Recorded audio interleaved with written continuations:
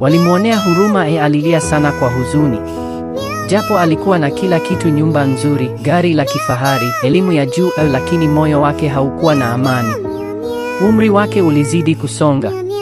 Marafiki zake wengi walishaolewa, wazazi wake walijawa na aibu, na hata kazini hakuheshimika. Wengine wakamsema amelaniwa.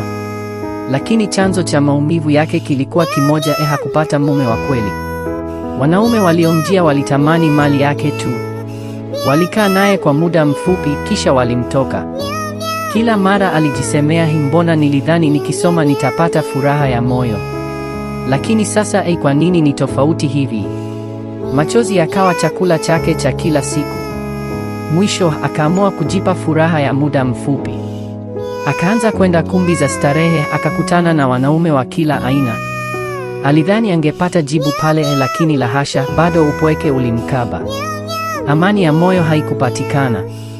Usiku mmoja, akiwa amelala baada ya majonzi mazito, akaona njozi.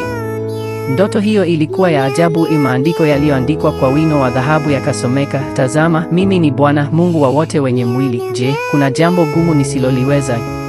Alishtuka kutoka usingizini, akalia kwa sauti. Asubuhi akaenda kwa mwinjilisti wa kanisa la Kipentekoste na kumweleza yote.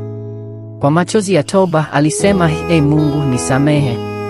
Nilipeleka shida zangu kwa watu, nikasahau kuwa wewe huna kushindwa. Akatubu dhambi zake na kumkaribisha Yesu moyoni. Na pale pale amani mpya ikaingia rohoni mwake. Hakuhangaika tena kutafuta kudhaminiwa kwa wanadamu, bali alijua dhamani yake iko kwa Mungu.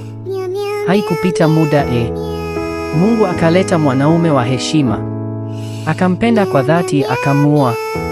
Jamii ikashangaa, marafiki walibaki kimya, wazazi wakashukuru, na kila mtu akasema, kweli Mungu ni Mungu, hakuna aliye kama Yesu. Mwanamke yule akamaliza kwa machozi ya shukrani, akisema, asante sana mwinjilisti, hii ni baraka kwa msikilizaji. Nawe msikilizaji, mnaweza kusema amina. Usiache kugusa alama ya jumlisha ili kuwa mwanafamilia.